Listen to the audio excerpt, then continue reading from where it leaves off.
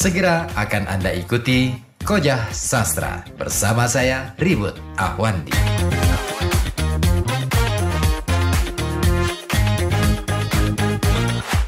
Gini, anak-anak muda Pekalongan itu kan rata-rata juga sudah mulai menggeluti sastra. Tetapi banyak yang mereka itu belum mengenal sastra Jawa. Ya. Sebagai roh dasar. Ya. Sastra yang dia geluti adalah sastra yang sekarang kontemporer, sastra-sastra yang berbau nasional gitu. Ya. Bukan nasionalisme ya, berbau nasional, menasional. Ya. Artinya menggunakan medium bahasa Indonesia. Terus tema-tema yang dibahas ya seputar hal yang digeneralisasikan, bukan lagi spesifik masuk ke ruang-ruang dalam gitu. Enggak sampai situ. Makanya kenapa tema ini saya munculkan. Betul. Ronggo Warsito.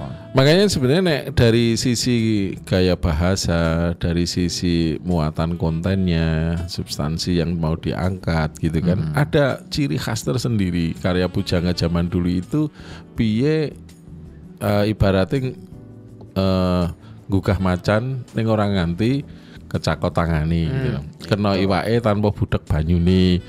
Tapi mengena. Nah, akhirnya membuat masyarakat itu peka. Tidak harus teriak-teriak, tidak harus mencaci maki, tidak harus menyalahkan sana sini. Ning wis do rumangsa dewi-dewi. Lah itu karya sastra itu kan mestinya memberikan arah ke sana, peradaban adiluhur. Itu kan sebenarnya begitu. Betul. Ini nyindir orang gak nih? Nyindir orang gak nih? Aku cerita sastra. Ya, oke. Nyatane sastrane kan ya alus-alus kan bahasane ora ono sing miso-miso kan. Iya, lamun miso itu kan miso dalam konteks estetika. Ya. Bagaimana bunyi? Wah. Sekali lagi bunyi karena kalau kata bukan Ronggo Warsito ya, ini kata Sapardi Djoko Damono, puisi adalah bunyi. Artinya bagaimana bunyi itu tersuarakan, kemudian dia memiliki makna yang bisa ditangkap oleh tidak hanya oleh telinga secara bahkan akal, tetapi juga rasa di dalam batin. Wah itu jeru. Iki contoh om. Ini ana tembang kalau tido itu Ronggo Warsito itu nyebutnya gini. Wong alim pulasan, njaba putih njero kuning, ngulomo mangsah maksiat, madat madon minum main, kaji-kaji ambataning, dulban ketu putih mamprung wadon nirwadoniro prabaweng salaka rukmi kabeh mung marono tingaliro. Apa kuwi artine Jal? Alim pulasan. Alim itu kan kaitannya karo ilmu gitu kan. Terus orangnya disebut ulama gitu loh. Zaman dulu artinya masalah ini ada. Bahwa ulama yang hanya pulasan.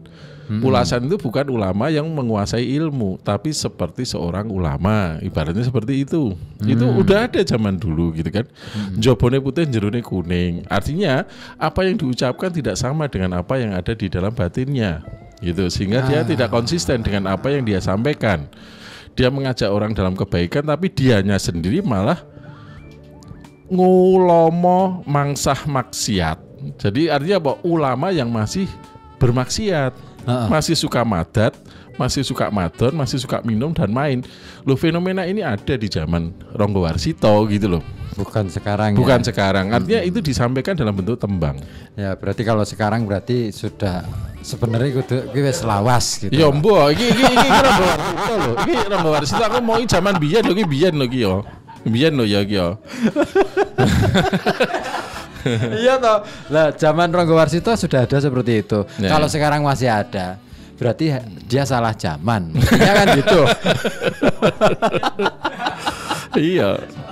Iya kan? Gimana coba? Kan gini ya fenomena tetap sama ya, fenomena zaman. Cuman cara membaca dan cara mengungkapkannya itu yang beda. Aku cuma bayangkan itu karya sastra itu dulu punya nuansa kritik sosial gitu, tapi memang kekuasaan otoritas dengan mutlak. Ketika orang sangat menjonggeng kawibawan langsung hukum mati, kekuasaan di tangan raja, rakakian apa? proses-proses dalam perdebatan di aspek hukum, di aspek enggak gitu loh. Nah, di saat seperti itulah orang butuh kesantunan untuk menyampaikan kritik. Nah gitu loh. Betul. Konsekuensi kan begitu kan? Betul. Gitu loh. Artinya bukan berarti kita ditekan kemudian harus takut, tetapi bagaimana kita cara menyiasati. Kreatif, betul. ya secara kreatif menyampaikan dan transformatif. memberi contoh yang baik dalam menyajikan kebaikan, Betul, gitu loh. Ya. Loh, bagaimana kita bisa menyapu kalau sapu kita kotor? Kan ya dah. Ya. Ya kira-kira gitu ya, sampaikanlah yang benar itu dengan cara yang baik kan sebenarnya bilati ya ahsan kan gitu kan. Nah mungkin inilah jadi Kapujanggan ini dilengkapi dengan perjalanan spiritual orang literasi dah Gitu ya. Jadi di dalam karyanya itu sudah ada nuansa itu ya gitu. Makanya sering-sering baca puisi, sering-sering ya minimal memperhalus rasa ya. Memperhalus rasa itu kepekaan bagian sosial dari kita. Ya, Betul. bagian dari metode sebenarnya. Menulis adalah bagian dari metode. Bukan sekadar menyampaikan apa yang ingin kita sampaikan. Ya. Gitu ya. Oke, aku pengen leren juga Mau jenengan wis leren. Buruk mau lagi separuh. Lah, iki yuk kita polkan. Oke, yang mau gabung di 42474 ataupun di 0855420912 ya. Yang terutama yang telepon tahan dulu. Ada lagu Doa Malam Sunyi dari Sujiwo Tejo Iwan Fals.